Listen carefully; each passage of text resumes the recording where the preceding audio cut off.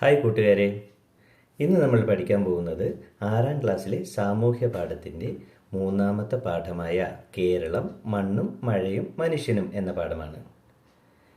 കഴിഞ്ഞ ക്ലാസ്സിൽ ഞാൻ പറഞ്ഞിരുന്നു, ഇത്തവണ മുതൽ നമ്മൾ കുറച്ചുകൂടി വിശദമായി അതിൻ്റെ ഓരോ പോയിന്റുകളും വിശദമാക്കുന്ന രീതിയിൽ ഞാൻ നിങ്ങൾക്ക് പറഞ്ഞു തരാമെന്നല്ലേ. അപ്പോൾ നമുക്ക് തുടങ്ങാം അല്ലേ. വഴി ഒതുങ്ങി നിൽക്കണം. ലോറികളിൽ നിന്ന് ചുമടുമായി നീങ്ങുന്ന തൊഴിലാളികൾ വിളിച്ചു പറയുന്നുണ്ടായിരുന്നു.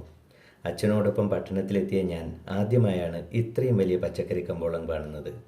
എത്ര വലുതാണ് ഈ കമ്പോളം! മത്തനും വെള്ളരിയും മലപോലെ കൂമ്പാരം കൂട്ടിയിട്ടിരിക്കുന്നു. പടവലങ്ങ, ക്യാരറ്റ്, ക്യാബേജ്, വാഴക്കുല, വെണ്ടയ്ക്ക, പാവയ്ക്ക, എത്രയെത്ര തരം പച്ചക്കറികളാണ് ഇവിടെ. അവധി കഴിഞ്ഞുള്ള ദിനമായിരുന്നതിനാൽ നല്ല തിരക്കായിരുന്നു. എവിടെ നിന്നാണ് ഈ പച്ചക്കറികളൊക്കെ എത്തുന്നത്? മൈസൂരു, ഊട്ടി, മേട്ടുപ്പാളയം, കമ്പം, തേനി, ഒടൻചത്രം, നാഗർകോവിൽ എന്നിങ്ങനെ കുറേ സ്ഥലങ്ങളുടെ പേരുകൾ അച്ഛൻ എനിക്ക് പറഞ്ഞു തന്നു. നമ്മുടെ പ്രധാന ഭക്ഷണമായ അരിയുടെ നല്ലൊരു പങ്കും എത്തുന്നത് ഇനിയും ഏറെ അകലെ സീമാന്ധ്രയിൽ നിന്നും ഒഡീഷയിൽ നിന്നുമൊക്കെയാണത്രേ. മുളക്, മല്ലി, പയർ, കടല കേരളത്തിന് പുറത്തു നിന്നെത്തുന്ന സാധനങ്ങളാണ് ഒട്ടുമിക്കതും എന്നെനിക്ക് ബോധ്യമായി. ഇനി പൂക്കളോ? മുല്ലപ്പൂ, ചെത്തി, ജമന്തി, താമര എന്നിങ്ങനെ കേരളത്തിൽ വിറ്റഴിക്കപ്പെടുന്ന പൂക്കൾ എത്തുന്നതും അതിർത്തിക്കപ്പുറത്തു നിന്ന് തന്നെ. നമുക്ക് വേണ്ട പച്ചക്കറികൾ, പലവ്യഞ്ജനങ്ങൾ, പൂക്കൾ തുടങ്ങിയവയിൽ ഭൂരിഭാഗവും അന്യസംസ്ഥാനങ്ങളിൽ നിന്ന് കൊണ്ടുവരേണ്ടത് എന്തുകൊണ്ടായിരിക്കാം?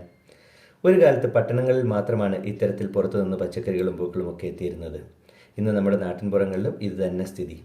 പച്ചക്കറികളും ഭക്ഷ്യധാന്യങ്ങളും ഒക്കെ നമുക്ക് തന്നെ കൃഷി ചെയ്തുകൂടെ? ഇതിന് എന്തൊക്കെയാണ് നമുക്ക് അടിസ്ഥാന ഘടകങ്ങളായി വേണ്ടത്? വളക്കൂറുള്ള മണ്ണ്, അനുയോജ്യമായ കാലാവസ്ഥ, ജലലഭ്യത, മനുഷ്യ അധ്വാനം, മറ്റെന്തെങ്കിലും ഘടകങ്ങളൊക്കെ ഉണ്ടെങ്കിൽ നിങ്ങൾക്കത് കൂട്ടിച്ചേർക്കാം. അപ്പോൾ നമുക്ക് നോക്കാം. നമ്മളിതിൽ കണ്ടത് എന്താണ്? ഒരു കുട്ടി ആ കുട്ടിയുടെ അച്ഛൻ്റെ ഒപ്പം മാർക്കറ്റിൽ പോവുകയാണല്ലേ. അപ്പം മാർക്കറ്റിൽ ചെന്നു കഴിഞ്ഞപ്പോൾ ആ കുട്ടി എന്താ കാണുന്നത്? അവിടെ ഒരുപാട് പച്ചക്കറികൾ കൂട്ടിയിട്ടിട്ടുണ്ടായിരുന്നു അല്ലേ. എന്തൊക്കെ പച്ചക്കറികൾ അവിടെ കൂട്ടിയിട്ടിട്ടുണ്ടായിരുന്നത്? മത്തൻ, വെള്ളരി, അതൊക്കെ ഇങ്ങനെ ഭയങ്കര മല പോലെ കൂമ്പാരം കൂട്ടിയിട്ടിട്ടുണ്ടായിരുന്നു. അതുപോലെ പടവലങ്ങ, ക്യാരറ്റ്, ക്യാബേജ്, വാഴക്കുല, വെണ്ടയ്ക്ക, പാവയ്ക്ക, ഇതൊക്കെ എന്ത് സാധനങ്ങളാണ്? പച്ചക്കറികളാണ് അല്ലേ. അപ്പോൾ എല്ലാ പച്ചക്കറികളും ഇങ്ങനെ മല പോലെ കൂമ്പാരം കൂട്ടിയിട്ടിരിക്കുക. അപ്പം നമ്മുടെ കുട്ടിക്ക് ഭയങ്കര അത്ഭുതം തോന്നി. ദൈവമേ, ഇത് എന്തോരാ കൊണ്ടുവന്നിട്ടിരിക്കുന്നത്, ഇതൊക്കെ എവിടുന്നാണ് വരുന്നതെന്ന് നമ്മുടെ കുട്ടി ചോദിക്കുകയാണ്. അപ്പോൾ കുട്ടിയുടെ അച്ഛൻ എന്താ പറഞ്ഞു കൊടുത്തത്? ഈ പച്ചക്കറിയൊന്നും നമ്മുടെ കേരളത്തിൽ നിന്നല്ല മോനെ വരുന്നത്. ഈ പച്ചക്കറിയൊക്കെ വരുന്നത് മൈസൂർ, ഊട്ടി, മേട്ടുപ്പാളയം, കമ്പം, തേനി, ഒടൻചത്രം, നാഗർകോവിൽ, അങ്ങനെയുള്ള കുറേ സ്ഥലങ്ങളുടെ പേര് അച്ഛൻ പറഞ്ഞു കൊടുത്തു. അതിൻ്റെ അർത്ഥം എന്താണ്? നമ്മുടെ മാർക്കറ്റിൽ ഇപ്പോൾ വരുന്ന പച്ചക്കറികളൊക്കെ നമ്മുടെ കേരളത്തിൽ ഉണ്ടാക്കുന്നതല്ല, മറിച്ച് നമ്മുടെ കർണാടകത്തിൽ നിന്നും അതുപോലെ തമിഴ്നാട്ടിൽ നിന്നുമുള്ള ഒരുപാട് സ്ഥലങ്ങളിൽ നിന്നാണ് ഇപ്പോൾ നമ്മുടെ നാട്ടിലേക്ക് പച്ചക്കറികൾ വരുന്നത് അല്ലേ. എവിടെ നിന്നൊക്കെയാണ് പച്ചക്കറികൾ വരുന്നത്?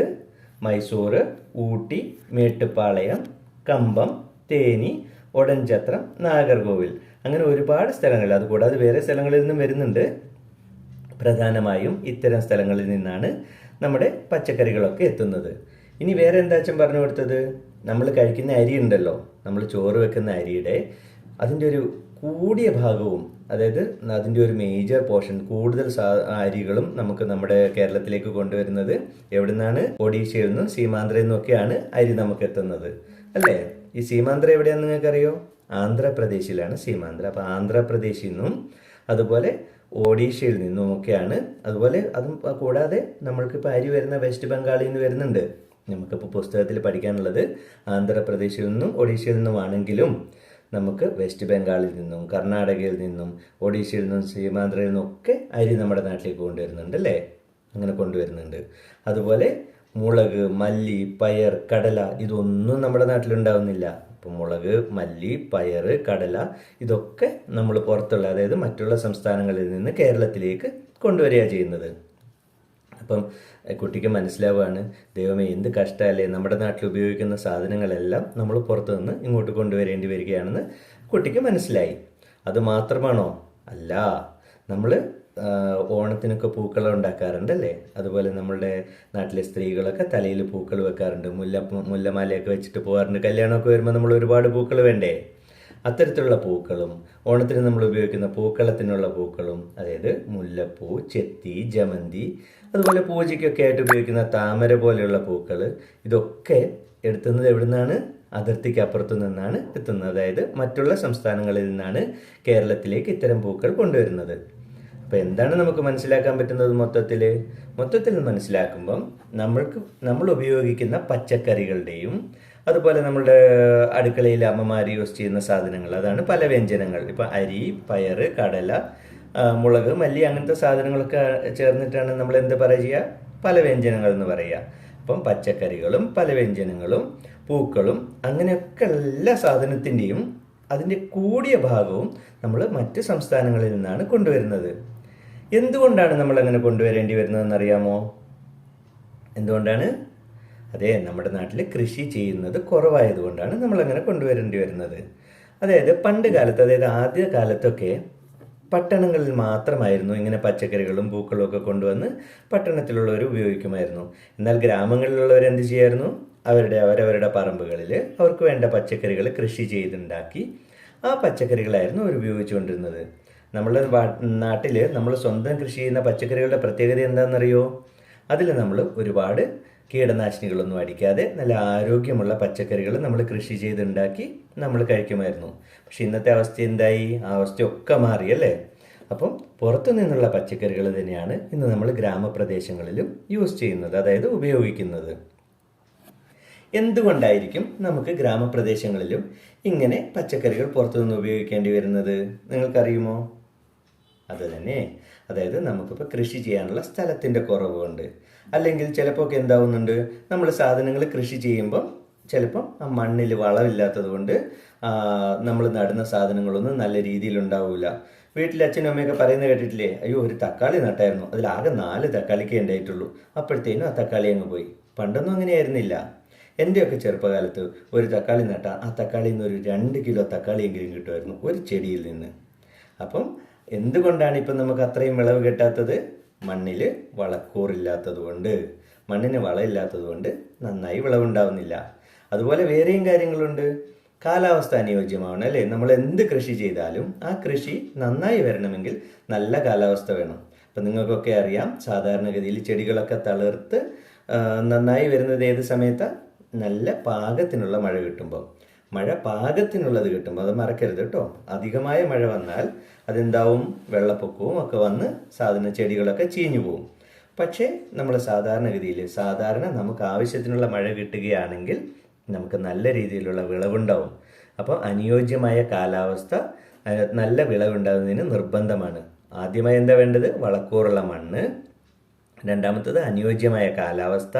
പിന്നെ ജലലഭ്യത. ഇപ്പോൾ വേനൽക്കാലമൊക്കെ ആണെങ്കിൽ നമ്മൾ എന്ത് ചെയ്യും? ചെടിക്കൊക്കെ വെള്ളം നനയ്ക്കും, അല്ലേ? അപ്പം നമുക്ക് ആവശ്യത്തിന് വെള്ളം ഉണ്ടെങ്കിൽ, ഇപ്പം നമ്മുടെ അടുത്തൂടെ ഒരു ചെറിയ തോടോ പുഴയൊക്കെ ഒഴുകുന്നുണ്ട്, അതിൽ വെള്ളം ഉണ്ടെങ്കിൽ നമ്മളൊരു മോട്ടർ വെച്ച് നമ്മൾ ചെടികളൊക്കെ നനയ്ക്കാൻ പറ്റും, അല്ലേ? അങ്ങനെ വെള്ളം ഇല്ലാതെ വരുമ്പോൾ എന്ത് ചെയ്യും? നമുക്ക് ചെടി നനയ്ക്കാൻ പറ്റാതെ വരുമ്പം, അതല്ലെങ്കിൽ നമ്മുടെ വീട്ടിലൊരു കിണറില്ല, നമുക്ക് വീട്ടിൽ മോട്ടർ വെച്ചിട്ട് വെള്ളം അടിക്കാനുള്ള വെള്ളമില്ല, കിണറ്റിലെ വെള്ളം വറ്റിപ്പോയാൽ നമ്മൾ എന്ത് ചെയ്യും? നമുക്ക് ചെടിക്കൊന്നും വെള്ളം ഒഴിക്കാൻ പറ്റൂല, അല്ലേ? അങ്ങനെയുള്ള സമയത്ത് ജലലഭ്യത കുറവാകുന്നതുകൊണ്ട് നമ്മുടെ ചെടികളൊക്കെ കരിഞ്ഞു പോകും. അപ്പം 3ാമത്തെ പോയിന്റ് ജലലഭ്യത. 4ാമത്തെ പോയിന്റ് എന്താണ്? മനുഷ്യ അധ്വാനം. അതായത് മനുഷ്യന്മാർ നന്നായിട്ട് ജോലി ചെയ്താൽ മാത്രമേ ഈ ചെടികളൊക്കെ ഉണ്ടാവുള്ളൂ. നിങ്ങൾക്കൊക്കെ അറിയാലോ, പണ്ടൊക്കെ നമ്മുടെ വീട്ടിൽ ഇഷ്ടംപോലെ സാധനങ്ങൾ നമ്മളുടെ അച്ഛനും അമ്മയൊക്കെ പുറത്തിറങ്ങിപ്പോയി പറമ്പിൽ തൂമ്പിയൊക്കെ വെച്ച് മണ്ണൊക്കെ ഇളക്കി പച്ചക്കറികളൊക്കെ നട്ട് അതുണ്ടാക്കുമായിരുന്നു, അല്ലേ? പക്ഷെ ഇന്നത്തെ കാലത്ത് എന്തായി? എല്ലാവർക്കും അതിനൊന്നും സമയമില്ല. അച്ഛന് ജോലി ഉണ്ടാവും, അമ്മയ്ക്ക് അടുക്കളയിലുള്ള ജോലി ഉണ്ടാവും, അല്ലെങ്കിൽ ചിലപ്പോൾ അമ്മയും ജോലിക്ക് പോകുന്നുണ്ടാവും. അങ്ങനെ നമ്മുടെ വീട്ടിലുള്ള എല്ലാവരും മറ്റെന്തെങ്കിലും ജോലിയിലൊക്കെ വ്യാപൃതരായിരിക്കുന്നത് കൊണ്ട് മനുഷ്യ അധ്വാനത്തിനുള്ള ഒരു അവസരം നമുക്കിവിടെ കിട്ടുന്നില്ല. അതുകൊണ്ട് എന്താ സംഭവിക്കുന്നത്? നമുക്ക് അധ്വാനിക്കാൻ സമയമില്ലെങ്കിൽ നമുക്ക് പച്ചക്കറികളോ അല്ലെങ്കിൽ നമുക്ക് വേണ്ട ആവശ്യമുള്ള ഭക്ഷണ സാധനങ്ങളോ മണ്ണിൽ കൃഷി ചെയ്യാനുള്ള സമയം കിട്ടൂല, അല്ലേ? അപ്പോൾ അങ്ങനെ കിട്ടാതെ വരുമ്പോൾ നമ്മൾ എന്ത് ചെയ്യും? നമുക്ക് കൃഷി വേണ്ട എന്ന് വിചാരിക്കും. അതായത് പലപ്പോഴും നമുക്ക് കുറഞ്ഞ വിലയ്ക്ക്, നമ്മൾ അധ്വാനിച്ച് കഷ്ടപ്പെട്ട് ഉണ്ടാക്കുന്നതിനേക്കാൾ കുറഞ്ഞ വിലയ്ക്ക് നമുക്ക് പുറത്തുനിന്ന് പച്ചക്കറി കിട്ടുമെന്ന് നമുക്കൊരു മനസ്സിൽ തോന്നലുണ്ടാകുമ്പോൾ നമുക്ക് കൃഷി ചെയ്യണ്ട എന്നൊരു തോന്നലുണ്ടാവാം. അങ്ങനെ വളക്കൂറുള്ള മണ്ണിൻ്റെ അഭാവം കൊണ്ടും അനുയോജ്യമായ കാലാവസ്ഥയുടെ അഭാവം കൊണ്ടും ജലലഭ്യതയുടെ അഭാവം കൊണ്ടും മനുഷ്യ അധ്വാനത്തിൻ്റെ അഭാവം കൊണ്ടും ഒക്കെ നമുക്ക് എന്ത് ചെയ്യാൻ എന്താണ് പറ്റുന്നത്? നമ്മുടെ കൃഷി നശിച്ചുകൊണ്ടിരിക്കുകയാണ്. അതായത് കൃഷി ചെയ്യാത്ത ഒരവസ്ഥയിലേക്ക് നമ്മൾ മാറിക്കൊണ്ടിരിക്കുകയാണ്. മറ്റെന്തെങ്കിലും കാര്യങ്ങൾ കൊണ്ടുമൊക്കെ നമ്മൾ കൃഷി ചെയ്യാതിരിക്കുന്നുണ്ടോ? നിങ്ങൾ ആലോചിച്ച് നോക്കൂ. തീർച്ചയായും ഉണ്ടാവും. അതായത് ചില വനപ്രദേശത്തോട് അടുത്തുള്ള സ്ഥലങ്ങളിൽ നമ്മൾ കൃഷി ചെയ്ത് എല്ലാം നന്നായി കഴിയുമ്പം കാട്ടിൽ നിന്നുള്ള കുറച്ച് കാട്ടുപന്നികളോ കുരങ്ങനോ ഒക്കെ വന്ന് നമ്മൾ ഉണ്ടാക്കുന്ന സാധനങ്ങളൊക്കെ എടുത്ത് കടിച്ച് തിന്നിട്ട് പോയാൽ എന്ത് പറ്റും? അപ്പം നമുക്ക് കൃഷി ചെയ്യാനുള്ള ആ ഒരു മനസ്സില്ലാതെയാവും അല്ലേ? അപ്പം എന്താണ്, വന്യജീവികളുടെ നമ്മുടെ കൃഷിസ്ഥലത്ത് വന്ന് വന്യജീവികൾ ഈ ഭക്ഷണമൊക്കെ, അത് ഭക്ഷണ സാധനങ്ങൾ നമ്മൾ ഉണ്ടാക്കുന്ന കൃഷി സാധനങ്ങളൊക്കെ നശിപ്പിച്ചു കൊണ്ടുപോകുന്നത് കൊണ്ട് നമ്മൾ കൃഷിയെ മടുത്തു പോവാം. അപ്പം അത് അടുത്തൊരു പോയിൻ്റേ. അതുപോലെ വേറെ എന്ത് കാരണം കൊണ്ട് നമ്മൾക്ക് കൃഷി ചെയ്യാതിരിക്കാനുള്ള സാധ്യതയുണ്ട്? അതായത് നമ്മൾ പെട്ടെന്ന് ഒരു കൃഷി ചെയ്തു വരുന്നു, ഏതെങ്കിലും രീതിയിലുള്ള ഒരു ഇപ്പം മഴക്കാലത്ത് വേനൽ വരികയും വേനൽക്കാലത്ത് മഴ വരികയും അങ്ങനെ കാലാവസ്ഥ മാറി വരുന്നത് കൊണ്ട് നമ്മുടെ കൃഷിയൊക്കെ നാശമാവാം അല്ലേ? പിന്നെ നമുക്ക് അനുയോജ്യമായ വിത്തിൻ്റെ അലഭ്യത കൊണ്ട്, അതായത് നമുക്ക് നല്ല ഇനത്തിലുള്ള, അതായത് നല്ല രീതിയിൽ വിളവ് കിട്ടുന്ന വിത്തുകൾ നമുക്ക് കിട്ടിയില്ലെങ്കിൽ എന്ത് സംഭവിക്കും? അത്തരത്തിലുള്ള വിത്തുകളില്ലാതെ വരുമ്പോഴും നമ്മൾക്ക് കൃഷിയോടുള്ള ആഭിമുഖ്യം കുറയാനുള്ള സാധ്യതയുണ്ട് അല്ലേ? അപ്പം ഒരുപാട് കാരണങ്ങൾ, നിങ്ങളുടെ മനസ്സിലും ഒരുപാട് കാരണങ്ങൾ ഉണ്ടാവാം. നിങ്ങൾ ഓരോരുത്തരുടെയും വീട്ടിൽ നിങ്ങൾ കാണുന്ന കാരണങ്ങൾ എന്താണെന്ന് നിങ്ങൾക്ക് എഴുതാം. കാരണം വളരെ കുറച്ച് മാത്രം കാരണങ്ങളാണ് ഇപ്പം നമ്മൾ പറഞ്ഞു തന്നിട്ടുള്ളത്. ഓക്കെ, അങ്ങനെയാണെങ്കിൽ എങ്ങനെയാണ് മറ്റുള്ള സംസ്ഥാനങ്ങളുമായി നമ്മളെ താരതമ്യം ചെയ്യാം? നമുക്ക് നോക്കാം അല്ലേ? അയൽനാടുകളുമായി ഒരു താരതമ്യം. കേരളത്തിലേക്ക് പച്ചക്കറികളും പൂക്കളും പലവ്യഞ്ജനങ്ങളും എത്തിക്കുന്നതിൽ തമിഴ്നാടാണ് മുന്നിൽ. തമിഴ്നാട്ടിലെയും കേരളത്തിലെയും കാർഷിക സാഹചര്യങ്ങൾ നമുക്കൊന്ന് താരതമ്യം ചെയ്താലോ? നേരത്തെ നാം കണ്ടെത്തിയ അടിസ്ഥാന ഘടകങ്ങൾ മുൻനിർത്തിയാകാം താരതമ്യം. അപ്പം ഇതാ നോക്കൂ, ഇപ്പോൾ സ്ക്രീനിൽ നിങ്ങൾ കാണുന്നതാണ് തമിഴ്നാടിനെയും കേരളത്തിനെയും താരതമ്യം ചെയ്യുന്ന ഒരു ചെറിയൊരു പട്ടിക. അപ്പം പ്രധാനപ്പെട്ട മണ്ണിനങ്ങളെ പറ്റി നമുക്ക് നോക്കാം. കേരളത്തിലുള്ള മണ്ണ് എന്ത് മണ്ണാണ്? നിങ്ങൾക്കൊക്കെ അറിയാം, ചെറിയ ക്ലാസ്സുകളിൽ നമ്മൾ പഠിച്ചിട്ടുണ്ട്. കേരളത്തിൽ ധാരാളമായി എക്കൽ മണ്ണ് കാണപ്പെടുന്നു. എക്കൽ മണ്ണിൻ്റെ പ്രത്യേകത എന്താണെന്ന് നിങ്ങൾക്കറിയാമോ? കൃഷി ചെയ്യാൻ ഏറ്റവും അനുയോജ്യമായ മണ്ണാണ് എക്കൽ മണ്ണ്. അതായത് സമതലങ്ങളിൽ അടിഞ്ഞു ഉണ്ടാകുന്ന മണ്ണാണ്. മണ്ണ് ഒഴുകി വരുന്ന വെള്ളത്തിൽ നിന്നും അങ്ങനെ വളം കൂടുതലായുള്ള ഇലകൾ പൊടിഞ്ഞു ചേർന്നും ഒക്കെയാണ് എക്കൽ മണ്ണ് രൂപപ്പെടുന്നത്. അത്തരത്തിലുള്ള മണ്ണ് വളരെ വളക്കൂറുള്ളതും ഫലഭൂയിഷ്ടമായതുമായ മണ്ണാണ്. ആ മണ്ണിൽ നമ്മൾ ചെയ്യുന്ന കൃഷി 100-ന് 100 മേനി വിളയുമെന്നാണ് പറയുന്നത്. അപ്പോൾ കേരളത്തിൽ ആ മണ്ണ് ധാരാളമായി കാണുന്നുണ്ട്. അതുപോലെ അടുത്ത മണ്ണ് ലാറ്ററൈറ്റ് മണ്ണ് എന്നറിയപ്പെടുന്ന മണ്ണ് കേരളത്തിലുണ്ട്. അതുപോലെ വനമണ്ണ്, ചെമ്മണ്ണ്. വനമണ്ണ് എന്ന് പറഞ്ഞാൽ നമുക്കൊക്കെ അറിയാം, കാട്ടിലുള്ള മണ്ണ്. തീർച്ചയായും വളക്കൂറുള്ള മണ്ണാണ്. കാരണം കാട്ടിലെ ഇലകളും മറ്റ് ജൈവ വസ്തുക്കളും പൊടിഞ്ഞു ചേർന്ന് വളരെ ജൈവസമ്പുഷ്ടമായ മണ്ണാണ് വനമണ്ണ്. ചെമ്മണ്ണും തീരെ മോശമല്ലാത്ത മണ്ണാണ്. എന്നാൽ എക്കൽ മണ്ണാണ് ഏറ്റവും നല്ല മണ്ണ്. അത്തരത്തിൽ നമ്മൾ കേരളത്തിനെ തമിഴ്നാടിനോട് കമ്പയർ ചെയ്യുമ്പോൾ, അല്ലെങ്കിൽ തമിഴ്നാടുമായി താരതമ്യം ചെയ്യുമ്പോൾ, തമിഴ്നാട്ടിലെ പ്രധാനപ്പെട്ട മണ്ണിനങ്ങൾ ഏതൊക്കെയാണ്? ചെമ്മണ്ണ്, കറുത്ത മണ്ണ്, ലാറ്ററൈറ്റ് മണ്ണ്, തീരദേശ മണ്ണ്. അതായത് ചെമ്മണ്ണ് നമ്മുടെ കേരളത്തിലുമുണ്ട്, തമിഴ്നാട്ടിലുമുണ്ട്. പിന്നെ കറുത്ത മണ്ണ് ഏകദേശം എക്കൽ മണ്ണിനോട് യോജിക്കുന്ന ഒരു മണ്ണാണ് കറുത്ത മണ്ണ്. അതും വളക്കൂറുള്ള മണ്ണ് തന്നെയാണ് കേട്ടോ. പിന്നെ ലാറ്ററൈറ്റ് മണ്ണ്, കല്ലൊക്കെ പൊടിഞ്ഞ് ചേർന്നുണ്ടാകുന്ന ലാറ്ററൈറ്റ് മണ്ണ്, അത് തമിഴ്നാട്ടിലും കേരളത്തിലും ഒരുപോലെയുണ്ട്. എന്നാൽ എക്കൽ മണ്ണ് തമിഴ്നാട്ടിൽ അത്ര കാണപ്പെടുന്നില്ല. അതിന് പകരമായി തീരദേശ മണ്ണാണ് തമിഴ്നാട്ടിൽ കാണപ്പെടുന്നത്. നിങ്ങൾക്കൊക്കെ അറിയാം, തമിഴ്നാടിനും കേരളത്തിനും വലിയ ഒരു തീരദേശം തന്നെയാണുള്ളത്. അപ്പോൾ തീരദേശ മണ്ണും അവിടെയുണ്ട്. അപ്പം നമ്മൾ നോക്കുമ്പം തമിഴ്നാട്ടിലും കേരളത്തിലും ഏകദേശം ഒരേ തരത്തിലുള്ള മണ്ണിനങ്ങൾ തന്നെയാണ് കാണപ്പെടുന്നത്. എന്നാൽ കൃഷിക്ക് ഏറ്റവും അനുയോജ്യമായ എക്കൽ മണ്ണ് എവിടെയാണുള്ളത്? അതെ, കൃഷിക്ക് ഏറ്റവും അനുയോജ്യമായ എക്കൽ മണ്ണുള്ളത് ധാരാളമായുള്ളത് കേരളത്തിലാണ്. അതുമാത്രമോ, മഴയുടെ ലഭ്യതയിലാണെങ്കിലും കേരളം തമിഴ്നാടിനേക്കാൾ ഒരുപാട് മുന്നിലാണ്. മഴ കൂടുതൽ കിട്ടുന്നത് എവിടെയാണ്? തമിഴ്നാട്ടിലാണോ കേരളത്തിലാണോ? അതെ, കേരളത്തിലാണ് നമുക്ക് മഴ കൂടുതൽ കിട്ടുന്നത്. നോക്കൂ, നമ്മുടെ സ്ക്രീനിലേക്ക് നോക്കൂ. അതായത് ഒരു വർഷത്തിൽ എത്ര മഴയാണ് നമുക്ക് കിട്ടുന്നതെന്ന് നമുക്ക് നോക്കാം. കേരളത്തിൻ്റെ വിസ്തൃതി തമിഴ്നാടിനെ അപേക്ഷിച്ച് വളരെ കുറവാണ്, നിങ്ങൾക്കറിയാമല്ലേ? അപ്പോൾ മൊത്തം കേരളത്തിൽ നമുക്ക് കിട്ടുന്ന മഴ ഒരു വർഷത്തിൽ 300 സെൻറ്റിമീറ്റർ മഴയാണ് നമുക്ക് കിട്ടുന്നത്. പക്ഷേ തമിഴ്നാട്ടിൽ എത്രയാണ് കിട്ടുന്നത്? അത് ഏകദേശം 95.9 സെൻറ്റിമീറ്റർ, അതായത് 96 സെൻറ്റിമീറ്റർ മഴ മാത്രമാണ് കിട്ടുന്നത്. അപ്പം നമുക്ക് കിട്ടുന്ന മഴ തമിഴ്നാടിനെ അപേക്ഷിച്ച് വളരെ കൂടുതലാണല്ലേ. അതുമാത്രമല്ല, നമ്മുടെ കേരളത്തിൽ, അതായത് കൊച്ചു കേരളത്തിൽ ഏതാണ്ട് 44 നദികൾ ഒഴുകുന്നുണ്ട്. കേരളത്തിലൂടെ തലങ്ങും വിലങ്ങും നദികൾ ഒഴുകി കേരളത്തിന് ജലസമ്പുഷ്ടമായ ഒരു ഘടനയാണുള്ളത്. എന്നാൽ തമിഴ്നാട്ടിൽ വെറും 14 നദികൾ മാത്രമാണുള്ളത്. നിങ്ങൾക്ക് ഭൂപടത്തിൽ തന്നെ കാണാം, കേരളത്തിനെ അപേക്ഷിച്ച് തമിഴ്നാട് ഏതാണ്ട് ഇരട്ടിയോളം വരും അല്ലേ, ഇരട്ടിയിലും അധികം വരും വലുപ്പം. അത്രയും വലിയ തമിഴ്നാട്ടിൽ മൊത്തമായുള്ളത് 14 നദികളാണ്. പക്ഷെ കേരളത്തിലോ ചെറുതും വലുതുമായ 44 നദികളാണ് കേരളത്തിലുള്ളത്. പിന്നെ നമ്മുടെ കേരളത്തിൻ്റെ പ്രത്യേകത അറിയുമോ? ആവശ്യത്തിന് മഴ കിട്ടുന്നത് കൊണ്ട് പല സ്ഥലങ്ങളിലും ജലസേചന സൗകര്യങ്ങളുടെ ആവശ്യമേ ഇല്ല. അതായത് നമുക്ക് ആവശ്യമുള്ളപ്പോഴൊക്കെ മഴ കിട്ടുന്നത് കൊണ്ട് നമ്മൾ പുഴയിൽ നിന്നും വെള്ളം തിരിച്ചു വിട്ടിട്ടോ അല്ലെങ്കിൽ മോട്ടർ അടിച്ചിട്ടോ ഒന്നും നമുക്ക് മഴയില്ലാത്ത സമയത്ത് വെള്ളം പമ്പ് ചെയ്യുമല്ലേ, അങ്ങനെ ചെയ്യേണ്ട ആവശ്യം തന്നെ ഇല്ല. കാരണം ആവശ്യമുള്ള സമയത്തൊക്കെ നമുക്ക് മഴ കിട്ടാറുണ്ട് സാധാരണഗതിയിൽ. പക്ഷേ തമിഴ്നാട്ടിൽ അങ്ങനെയാണോ? അല്ല. തമിഴ്നാട്ടിൽ ഒരു പ്രത്യേക സീസണിൽ മാത്രം വളരെ കുറച്ച് മാത്രം മഴ പെയ്യുന്നതിനാൽ തമിഴ്നാട്ടിൽ കൃഷി ചെയ്യണമെങ്കിൽ എന്ത് ചെയ്യണം? വ്യാപകമായി ജലസേചന സൗകര്യങ്ങൾ ഏർപ്പെടുത്തേണ്ടതുണ്ട്. അപ്പോൾ തമിഴ്നാട്ടിൽ കൃഷി ചെയ്യാനുള്ള സൗകര്യങ്ങൾ കേരളത്തിനെ അപേക്ഷിച്ച് കുറവാണ്. പക്ഷേ എന്താണ്, കേരളത്തിനെ അപേക്ഷിച്ച് കൂടുതലായി പച്ചക്കറികളും മറ്റ് പല വ്യഞ്ജനങ്ങളും കൃഷി ചെയ്യുന്നത് തമിഴ്നാട്ടിലാണ്. അപ്പം കമ്പാരിറ്റീവ്ലി, അതായത് താരതമ്യം ചെയ്യുമ്പോൾ മഴയുടെ ലഭ്യതയിലാണെങ്കിലും അനുയോജ്യമായ മണ്ണിൻ്റെ കാര്യത്തിലാണെങ്കിലും ഒക്കെ കേരളം തമിഴ്നാടിനേക്കാൾ ഒരുപാട് മുന്നിലാണ്. അപ്പം നമുക്ക് കൃഷി ചെയ്യാൻ വളരെ അനുകൂലമായ സാഹചര്യങ്ങളാണ് കേരളത്തിലുണ്ടായിരുന്നത്. അങ്ങനെ ഒരുപാട് നാൾ മുമ്പ് ഒരു കാലത്ത് നമ്മുടെ കേരളം ഇത്തരത്തിലുള്ള ഈ കാര്യങ്ങളെല്ലാം, അതായത് കൃഷിയുടെ അനുകൂലമായ സാഹചര്യങ്ങളെല്ലാം വളരെ നല്ല രീതിയിൽ അത് ഉപയോഗപ്പെടുത്തിയിരുന്നു. അന്നത്തെ കാലത്ത് തെങ്ങ്, നെല്ല്, മരച്ചീനി, ചേന, കാച്ചിൽ തുടങ്ങിയ വിളകളെ കൂടാതെ കുരുമുളക്, ഇഞ്ചി, ഏലം തുടങ്ങിയ സുഗന്ധ വിളകളും അതൊക്കെ നന്നായി ഉണ്ടായിട്ടുണ്ടായിരുന്നു നമ്മുടെ നാട്ടിൽ.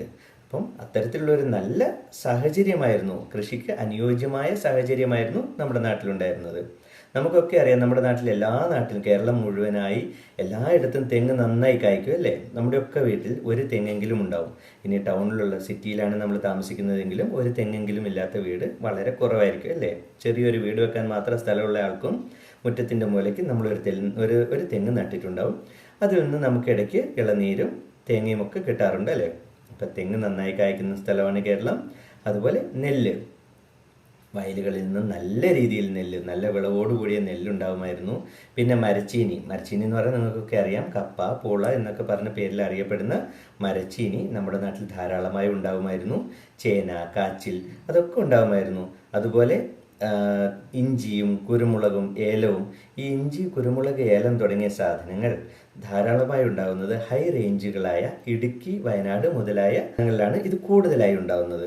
അത്തരത്തിലുള്ള സുഗന്ധവിളകളും വളരുന്നതിന് വളരെ അനുകൂല സാഹചര്യങ്ങളുള്ള നാടാണ് കേരളം. കേരളത്തിൻ്റെ ഈ കാർഷിക വൈവിധ്യവും അതിന് കാരണമായ ഭൂപ്രകൃതി സവിശേഷതകളെയും പറ്റി നമുക്ക് അടുത്ത ക്ലാസ്സിൽ പരിശോധിക്കാം അല്ലേ. അപ്പോൾ നിങ്ങൾക്കൊക്കെ ക്ലാസ് ഇഷ്ടപ്പെട്ടെങ്കിൽ ലൈക്ക് ചെയ്യുക, നിങ്ങളുടെ ഫ്രണ്ട്സിന് ഷെയർ ചെയ്യുക, സബ്സ്ക്രൈബ് ചെയ്യാനും മറക്കണ്ട കേട്ടോ.